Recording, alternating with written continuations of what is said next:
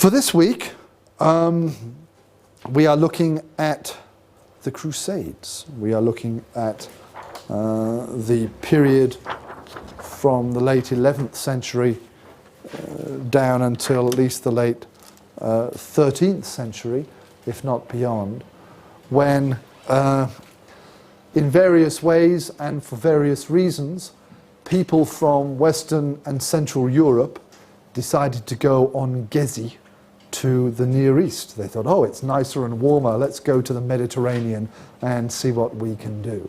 And obviously they had a slightly more serious motivation than what I just suggested.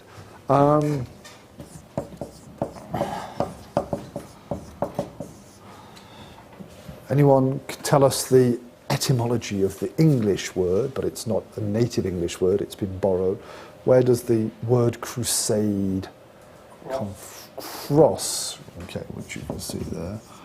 In Latin, crux, okay, via French in this case, because of the Christian cross, which traditionally, at least, I'm sure not every single crusader in the 11th, 10th century, whatever, was wearing a cross on their clothing, but the idea that obviously it's some kind of Christian holy war, and so the cross, which is the symbol of Christianity, was very important for that.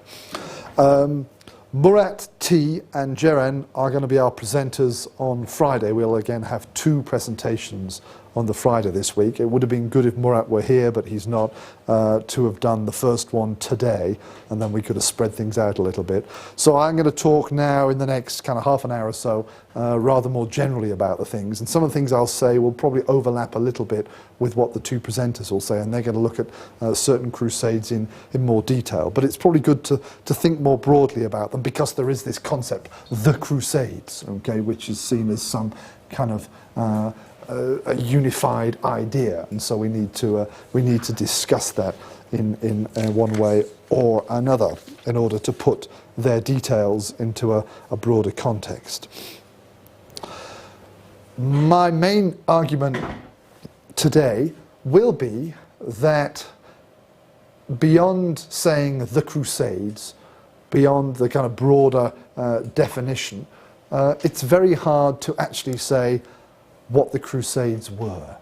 It's very hard to actually kind of pin the concept down and say this is the Crusades and it applies here in 1096, for example. It also applies here 100 years later, or here 200 years later, or whenever. Okay, there were a number of expeditions, geziler, whatever we want to call them, to the Near East from various parts of Europe during the Central and later Middle Ages. Whether we can then collect them all together and give them a sort of unified character is the thing which I want us to maybe think a little bit about today. We don't even agree on when the Crusades, we more or less agree, most people agree on when the Crusades begin. So again, we'll say 1096, okay. Pope Urban II makes his proclamation in Clermont, and we will be looking, I hope we have some time with the two presentations, but we'll be looking at the different versions of his proclamation, of his call for a crusade on Friday, and I've put those things on Moodle, so please have a look at those. Sorry? I said, I asked which pope was it, and you said respond. Two, yes, yeah. So most people will agree there. We don't necessarily talk about a crusade earlier than right at the end of the 11th century. But when we say the Crusades have finished, so even chronologically it's hard to draw a line. I myself, for convenience, often say 1291, when the Crusader, by that time very small territory based on Acre, was recaptured by the Muslims, and so therefore kind of a significant or notable European presence in that part of the world ceased to exist. There were subsequently other expeditions into well, not necessarily the Middle East or the Near East, but Muslim territories, and there were subsequent wars between people of Christian and Muslim persuasion, and some people would then consider these to be, in one way or another, crusades as well. And I think Murat or Ceren may be talking a little bit about this. I can't remember now. Murat will have some thoughts about this as well. We'll see. It's a shame he's not here to contribute to that. So this is kind of like perhaps the most sort of basic one, which is a 200-year period, more or less, when we have the First Crusade, then we have the creation of a series of Crusader states, and this is kind of the Crusader states in the 12th century at their greatest extent. And then that is gradually by stages reduced until, as I said, 1291, where we can kind of say things might be pretty much at an end in any effective way. The Crusades, of course, are quite a popular subject because there's a sense of kind of romance about it. Medieval knights going on trips and fighting for whatever and so on. And then, of course, there's a rather negative side of it, which is interreligious warfare, which is something which from the end of the 20th century until today has a slightly different meaning, but is also obviously a source of negativity in the world today. And of course it was George W. Bush who misused the word crusade, or rather wasn't very careful in using the word crusade with a small c when he wanted to obviously punish Al-Qaeda or whatever for what they'd done, and said, we will have a crusade against these people. The English word crusade, without the big letter C, is used in what sense? Can someone give us a definition of crusade in the more general sense, rather than the Crusades in this sense? If you say, I'm going to have a crusade against... Ideologically based context? War, struggle?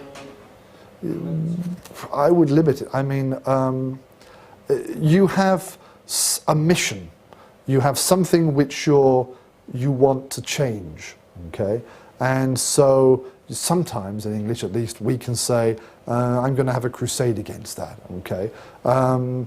So it might be, I don't know, on the Rector's Moodle forum for the academics, there's been some discussion recently about the problem that students smoke beyond those signs that say no smoking here, and they smoke beyond those signs, and how that should be enforced. So you could say, I will have a crusade against the fact that students don't do that. So this is something I want to solve, and I'm going to do it in a rather serious and to some extent rather belligerent kind of a way. Okay, I'm going to really go for that. So that's the meaning there, that we're going to go against that problem. Okay, and that's in a way the way that he was using it, but obviously he implied a rather more violent response than just, we wouldn't go around hitting people if they're smoking in the wrong place or something like that. So it has this range of meanings to something a little bit more like what we were saying. Okay, so a crusader in that sense is someone who has a mission and wants to solve a certain series of problems or something like that.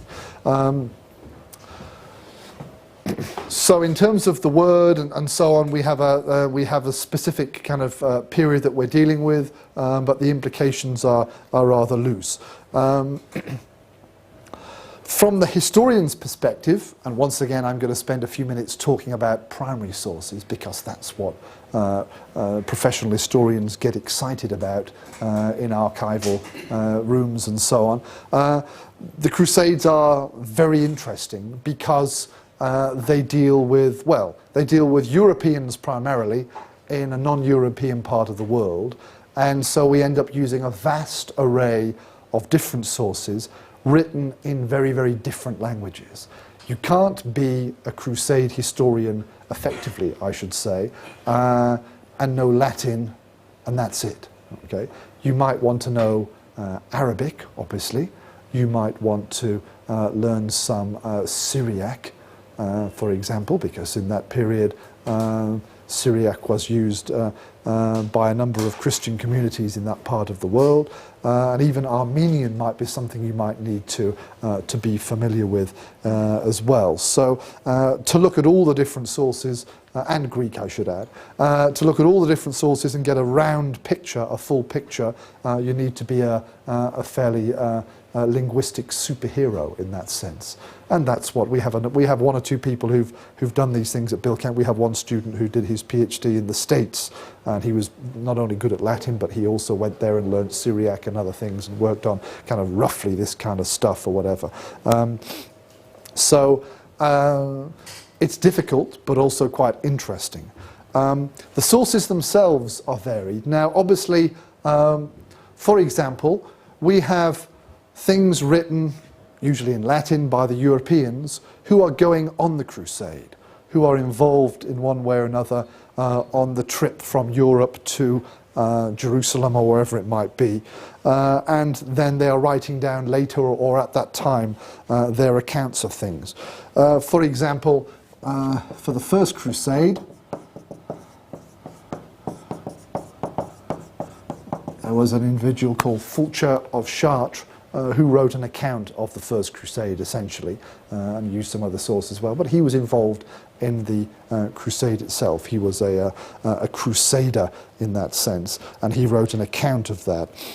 Also a man called Stephen, who was Count of Blois in France, and he was married to Adele, the daughter of William the Conqueror, the Norman guy who came over to England in 1066. Okay, and he went on crusade, and he wrote a series of accounts of letters kind of back to his wife, saying, oh, darling, I miss you, and so on, but also saying more important things of what was going on or whatever. And so we have a number of what we would call first-hand accounts from the Crusaders' perspective of what happened for the First Crusade and for later Crusades as well. One of the things which the First Crusade achieved, as we said, was this series of thin spread of principalities and kingdoms set up by the Crusaders and maintained with varying degrees of success for a few hundred years.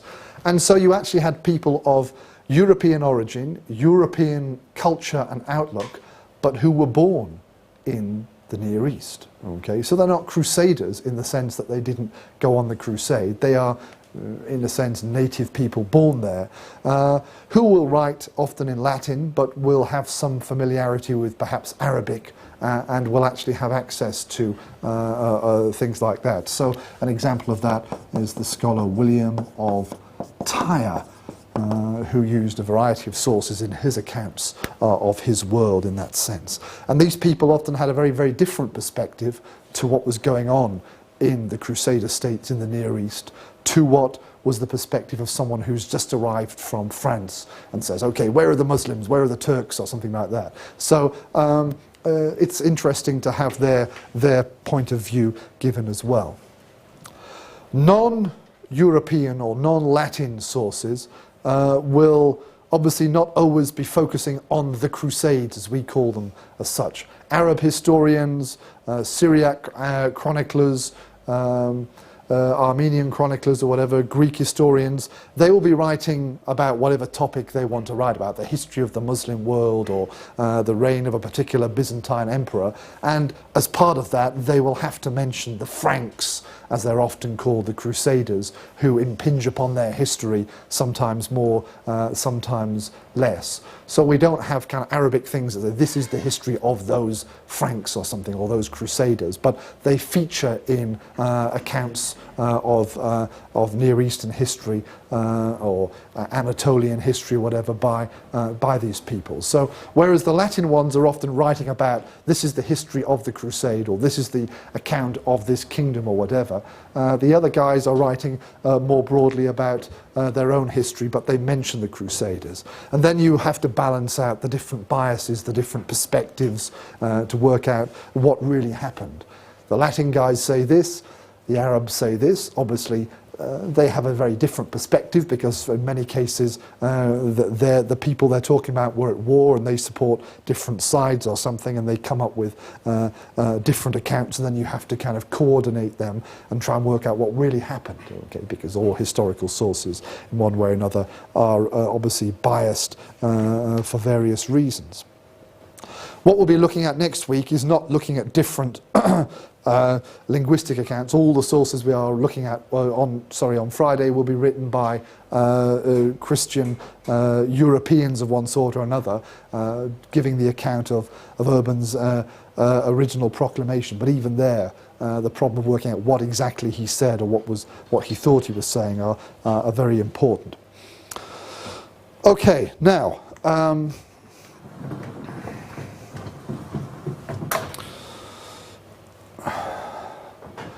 To say what something was, we also want to think about what caused it. It gives us an idea what's its origin, and that might give us some picture of really what the cause was. The short-term cause of the Crusades was, as we said, right at the end of the 11th century, the Pope finally decided to send help, or in some ways help the Byzantines and answer their request for help against Muslim or Turkish armies and so on. So the short-term cause is Pope Urban and his decision to call people together. But historians can see that feeding into 1096, before and after, are a variety of other factors, long-term factors, contextual factors which contributed in one way or another to what went on. And again, what different people thought they were doing when they went on crusade means that even the Crusades themselves were a bit different. So one obvious, very large thing for us to be aware of is that the Crusades are in one way or another religious. There is an ecclesiastical, a church element feeding into here. And there are different parts to this, different aspects to this, of course. For many people participating in the Crusades at one time or another, they thought themselves as pilgrims. They were going to the Holy Land. This was the land where Jesus Christ was born and where his life and his miracles were enacted. And so, of course, it's a very important place for them in that sense. So to be able to go there, and to be able to go there and hopefully experience things, was very important. So there was a tradition going back even earlier of Christians who would go into the Holy Land on some kind of pilgrimage. It would be a little bit different because it was now ruled by, primarily controlled by Muslims, but still there was this tradition going back even earlier of pilgrimage, and this feeds into this kind of a thing.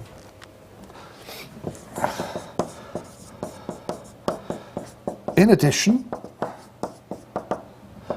there was, for a while before the Crusades themselves, growing concerns in the church and society about somehow limiting and controlling secular violence. Okay? And the Crusades were obviously a rather violent phenomenon. So there are various traditions feeding in from this side as well.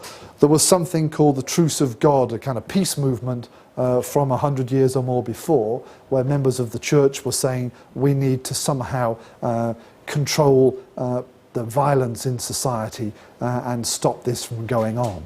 So that's the first step, to limit it, and then the next step is to kind of say, well, or we'll control it for our own purposes. So the violence, as long as it's the right kind of violence against the right kind of people, isn't bad. It's fighting ourselves which is a bad thing, but fighting against the enemies of God, well, actually, that's not so bad. Okay, and even St. Augustine has arguments to support the idea of holy war, and that was a few hundred years earlier. So 10th, 11th century, we see these kind of shifts from limiting violence to church-controlled violence, and then the idea of kind of holy war as part of that. So one religious interpretation of the Crusade is to see it in that context, not so much as a pilgrimage, but as a holy war in that kind of a sense.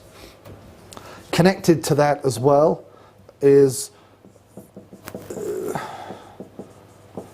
the growing concept during this period a bit later of chivalry. What's chivalry? What was chivalry? Something we're going to talk about next week, I think. But let's have a little brief anticipation of that. Chivalry, knights, yes. Sorry? Yeah, it's those put together. So it's basically fighting with honor, okay, in a sense. Knights who are technically warriors sitting on a horse. If you don't have a horse, you're not a knight. With a certain, increasingly a certain social status as well, nobility mixing into that. But in addition, this idea that there is a certain code of honor and code of behavior which defines your ideas as well. And all these stories that were going around, popular stories, King Arthur and so on, are all part of the image of that. And many people kind of idealized the concept of the knight, and the church got involved. Some of the morals, some of the codes of behavior that knights were expected to do were very much Christian morals, controlled or dictated or encouraged by the church. So the mixture of the church and the violence, which to some extent we might say we shouldn't be seeing, of course, and it's not something which we can see necessarily in the New Testament, that feeding into this growing concept of chivalry as well. And during the Crusade period, we see the creation of what we call military orders. Anyone know some of the more famous military orders? So they are kind of monastic orders who fight. St. John? Yes.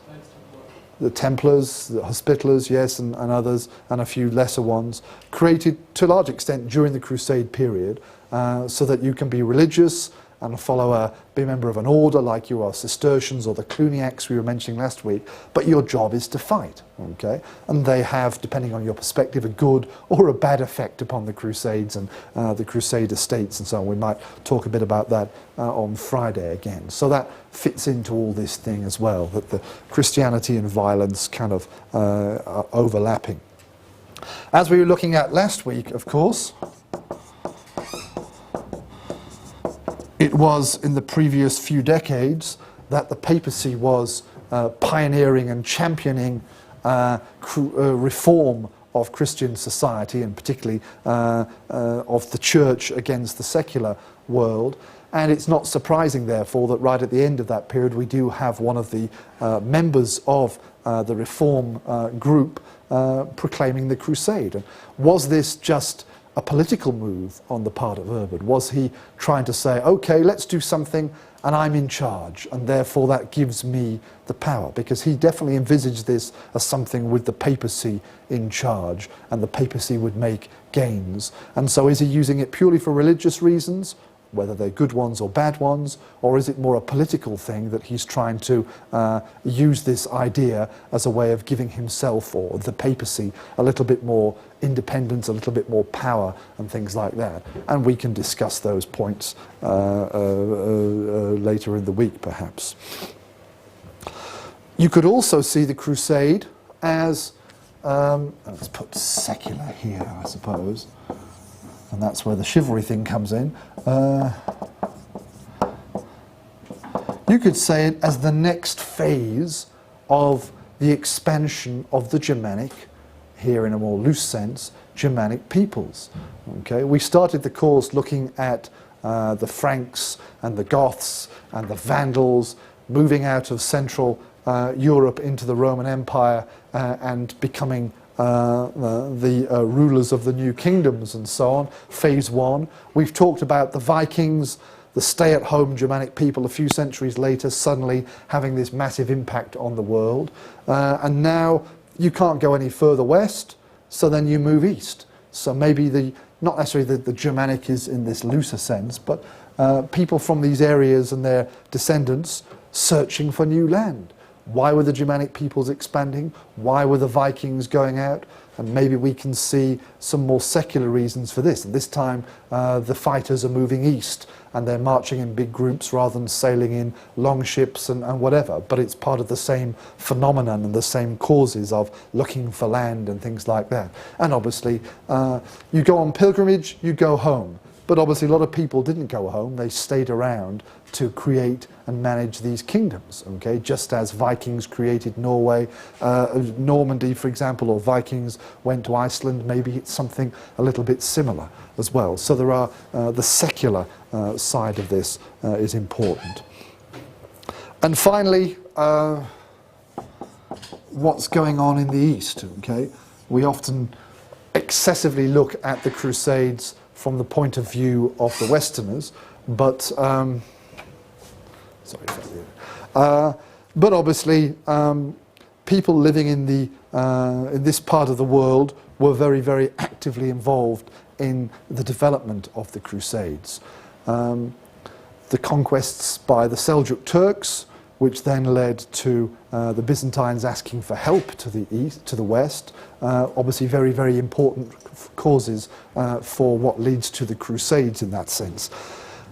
What the Byzantines thought was going to happen and should happen, and what the Western guys thought happened, were often very, very different. Okay, and again, I won't anticipate perhaps what Murat's going to say on Friday too much, but we do see we have to give the fuller perspective by looking at the various peoples involved.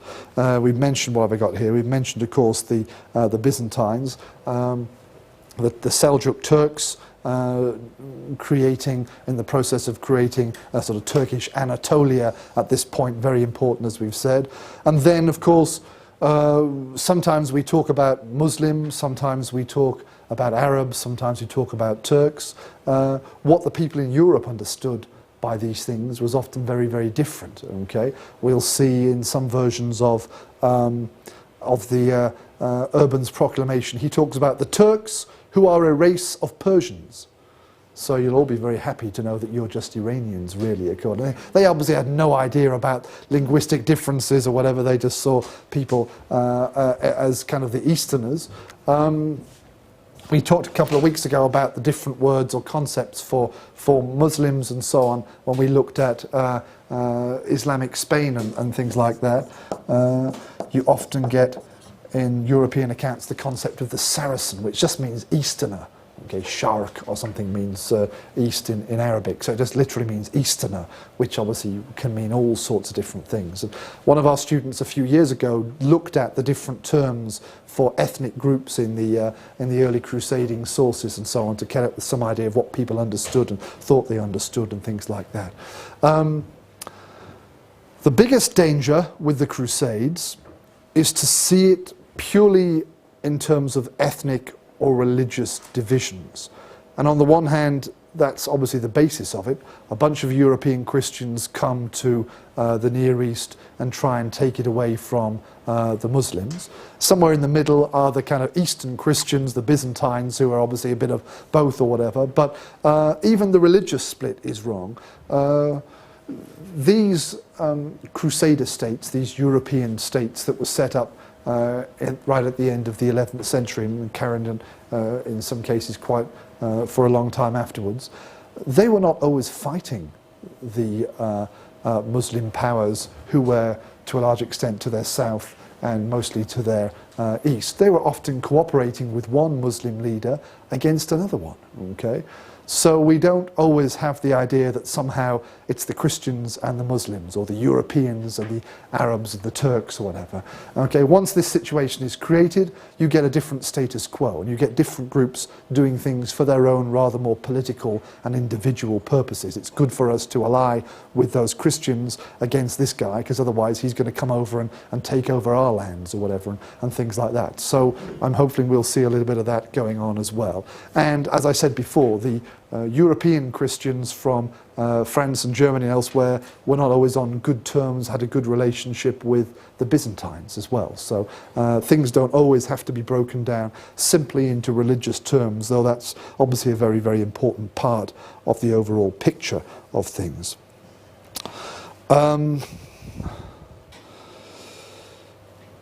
And finally, final sort of general point that we should bear in mind in this attempt to say that we can't really define the Crusades very clearly is that each crusade had its own character. It's had its own reason for existing and coming into being, and it ended up, whatever people thought they were doing when they set off from France and Germany or whatever and started marching, it ended up doing often very, very different things. So we have crusades that are aimed at capturing Muslim lands and succeed in doing that. We also have crusades that end up fighting Christians. We have crusades that end up with Christians fighting each other and things like this. So each crusade has got its own characteristic and motivation and so on. So again, we can't say crusades were just this and that's the final thing. We do have a variety, and I think again Jeren and Murat are going to illustrate that with looking at some of the earlier crusades on Friday, so I won't go into the details of that. So I've been talking a lot today. I like to talk, but then that's what the whole purpose of this is. They can't hear your voices very well at all, so Emre is happy today, I guess. But my main thesis, my main argument here is that it's very difficult to talk about the Crusades and know definitely what we're meaning, okay? And I hope you've got that point. We're going to have more specific details on Friday, but what we mean by crusade at a specific point or in general varies, okay? And to use a phrase I've used before with reference to the Vikings, where we said it's hard to pinpoint the Vikings. They were doing different Vikings, I said, were doing different things in different ways at different places at different times. So in a sense, different crusaders were crusading or whatever for different reasons at different points and going to different places. They didn't all go to Jerusalem to try and recapture Jerusalem. We get people attacking Egypt and North Africa and so on. So the general idea of even of religious warfare, as I said, is a bit limited because we do have cooperation between Muslims and Christians, and we have Christians fighting each other. So even that aspect cannot be applied 100%. You got that? Yes? Any questions then? Any comments? The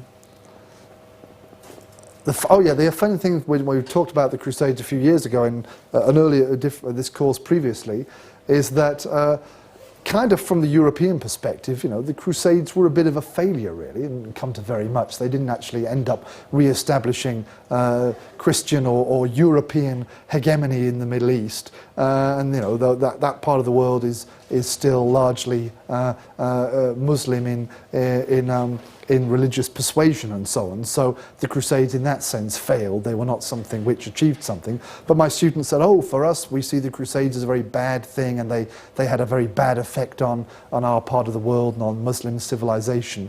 And I'm thinking, well, a bunch of Europeans came, they hung around for a while, they killed quite a few Byzantines at certain points, and then it all failed anyway. So obviously that's rather flippant and simplification of it all, but again, the different perspective, it does give you a different view of things in that sense as well. Okay, any questions? Anyone want to add anything? Anyone want to add a comment here? Anything follow through? Everyone's feeling silent, late afternoon. Alp is yawning, I can see. You can cut that bit. Okay, let's finish there then. So we've got a lot to do on Friday, so we need to start pretty quickly. I won't stand around talking. We'll have Murat, we'll have Jeren, and we're going to look at Pope Urban II. And there's a few other little things that points we might fill in. I don't know, for example, if Murat's going to talk much about the Crusader states and so on. That's quite an interesting thing as well. But we'll see what time we have. Okay, thank you very much. See some of you tomorrow, the others on Thursday, the rest of you I shall see on Friday. I have noticed, hang on, wait a minute, I have noticed some people have signed up for an appointment and didn't give me an essay, and some people gave me an essay and didn't sign up for an appointment. So I'm not really sure what's going on there, but we'll find out about that as we go along.